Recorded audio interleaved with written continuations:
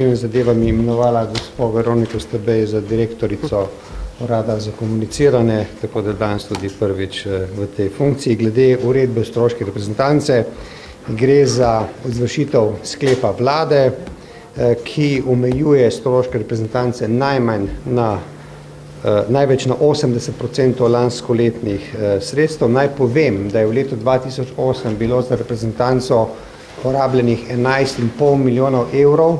To je toliko, kot se je v obdobju 2002-2004 dalo za saniranje Mure.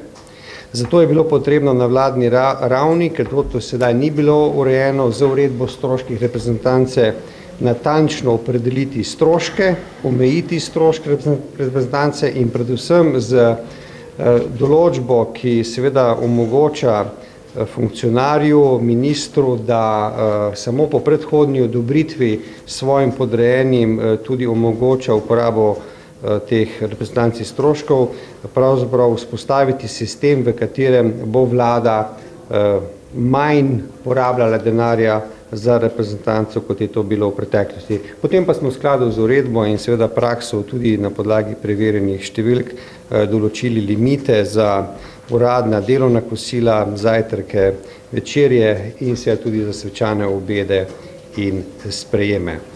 To je glede uredbe o stroških reprezentance. Glede poročila zagovornika, vlada se je danes seznanila z poročilom zagovornika in tako kot je to bilo dvakrat razpravljeno na pristojnem delovnem telesu Odboru za državno ureditev in javne zadeve, vlada poročila zagovornika v delu, ki se nanaša na eventualno kršitev zakona o spoštovanju enakih možnosti glede družine Strojan, ni sprejela.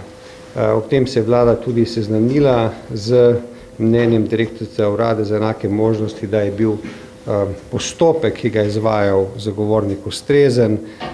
Sami pa smo tako na Odboru za državno ureditev in javne zadeve se ocenili, da ni ustrezno primerjati tega ravnanja z seveda ravnanjem v primeru naravnih nesreč. Zato vlada poročila zagovornika v tem delu ni sprejela. Hvala. Denis Arkič, gospod Cvikl, lep večer. Ravno to me zanima, kaj zdaj pričakujete v tem primeru družine Strojan, kakšno poročilo bi pa vlada vseeno sprejela? To je prvo. In drugo me zanima pri reprezentanci.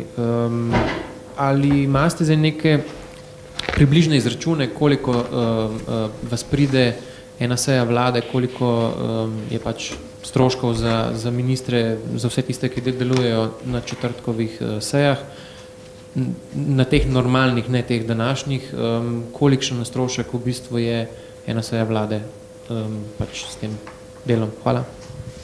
Ja, seveda ostajamo znotraj omejitev. Te omejitve so največ 5 evrov na osebo na uradnih sestankih. Danes smo mogoče deloma to prekročili, čeprav bomo izračun naredili dokončen. Glede zagovornika je pa seveda situacija naslednja. Zakon ne predvideva drugostopenjskega organa, zato se ocenjujemo, da bo potrebno verjetno pristopiti k nekaterim spremembam, tako glede ustreznejše ureditve statusa zagovornika. Ta primer, ko se zagovornik enakih možnosti pravzaprav v večji meri postavlja v zagovornika dejavnosti policije in še koga kaže, kako pomembno je v polni meri spoštovati to, kar je zakon seveda opredelil. In seveda je vlada in Odbor za državno ureditev in javne zadeve predvsem ocenjeval, ali je tako imenovani dogovor, ki je bil sklenjen v času dogodkov v Ambrusu, res bil prostovoljni dogovor, te presoje ni bilo narejene, in ali je seveda res ustrezno se postaviti na stališče, da je zagotavljanje trikratnega tuširanja v prostorih, se pravi v Postojni, ki je na nek način primerno, kot da bi bila naravna nesreča, pravo nadomestilo, ki ga je vlada zagotovila za to, da se je nekoga izselilo iz njegovega seveda bivališča. Zato smo na odboru za državno ureditev in javne zadeve in tudi na vladi zavrnili oziroma ne sprejeli poročilo v tem delu, na potezi, da razmisli o svojem delu je predvsem zagovornik in direktorica Urada za enake možnosti. Hvala. Svet na kanalu, če se vrnemo prej na to poročilo, ki je bilo danes umaknjeno spletne strani, če jaz prav razumem, to spada pod spletne strani vlade, to spada pod generalni sekretariat vlade. A lahko razložite, kako to, da je prišlo do tega, da je bilo objavljeno, pa je bilo umaknjeno, pa ste ga ni dobilo, pa je zdaj interno in novo na koncu? No, poglejte, gre za to, da je Ministrstvo za finance program stabilnosti najprej brez oznake interno posredovalo v vladno diskusijo, ker je pa hkrati bilo dogovoreno, da bo pripravljena tudi predlog izhodišč kot intern do same seje vlade in ste te dve gradivi morali med sebojno korespondirati, so naknadno gradivo program stabilnosti določili kot interno.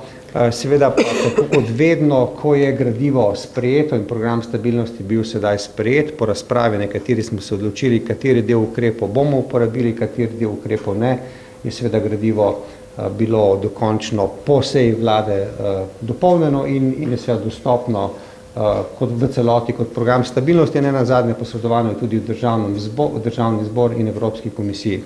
Tle je šlo samo za to, da se je Ministrstvo za finance vendar odločilo, da je smiselno skupaj obravnavati dve gradivi, izhodišča za proračun in program stabilnosti, oba z oznaka interno, zato je seveda potem, ko so najprej poslali gradivo brez oznaka interno, so odločili, da seveda mu dodajo znako interno, zato smo ga, takoj ko je bilo določeno znako interno, tudi ustrezno pač naredili nedostopnega do odločitve in sprejema na vladi. Hvala. Hvala lepa. Hvala lepa.